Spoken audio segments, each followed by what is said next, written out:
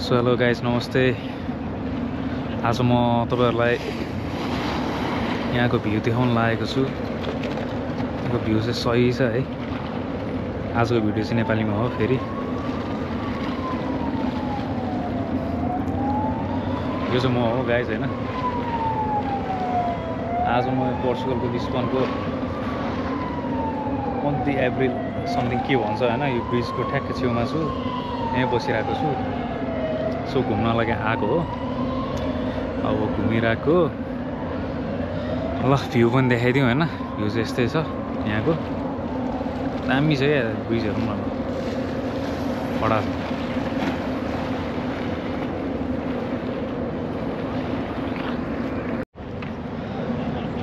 यसो हेर्न सक्नुहुन्छ हैन। यहाँ चाहिँ एउटा सानो बोट आइरहेको छ। भ्यू चाहिँ कडा छ क्या यहाँको चाहिँ हैन। मलाई चाहिँ यो ब्रिज देखाउन मन लागेको थियो, त्यही भएर मैले देखाउनको लागि म यहाँ आएको हो हैन। साइक्लिस्टहरु साइक्लिङ गर्दैछन् हैन। यहाँ चाहिँ माहौल बन्दैछ।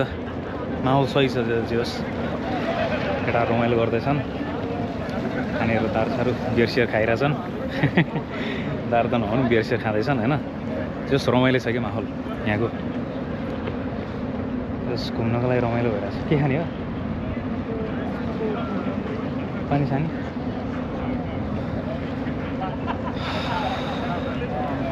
बोटमा क्या चिल है मान्छेहरुले चट्ट चिल पारामा।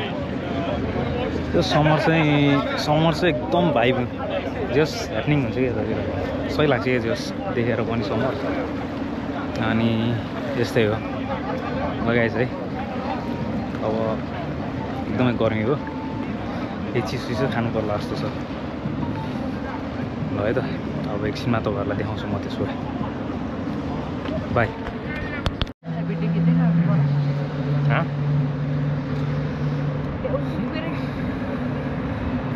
सो गाइस हेर्नुस् कस्तो सही माहौल छ हैन। मलाई एकदम रमाइलो लाग्छ यस्तो माहौलमा हेर्नु।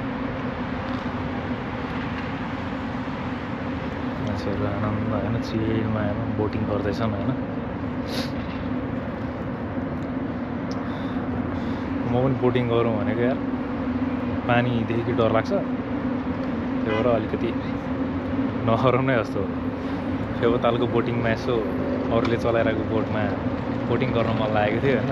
तर त्यो गर्दा पनि त्यो अरूले चलाएकोमा बस्दा पनि डर लाग्ने के। यस्तो डर लाग्ने हैन त्यो हल्लिँदाखेरि।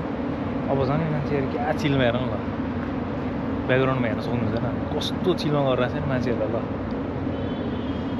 केही नै डर नलाग्ने के मसँग लाग्छ। घाम यस्तो घाम लाग्न थाल्यो नि। अब यस्तो गर्मी हुन थाल्यो नि मलाई।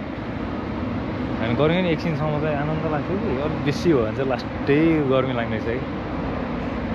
त्यही होला गाडीहरु हेर्नुहोस् यहाँबाट हैन। प्लेन पनि हैन सही छ जस रमाइलो छ। लगाइज है फेरि भेट्दै गर्छु म।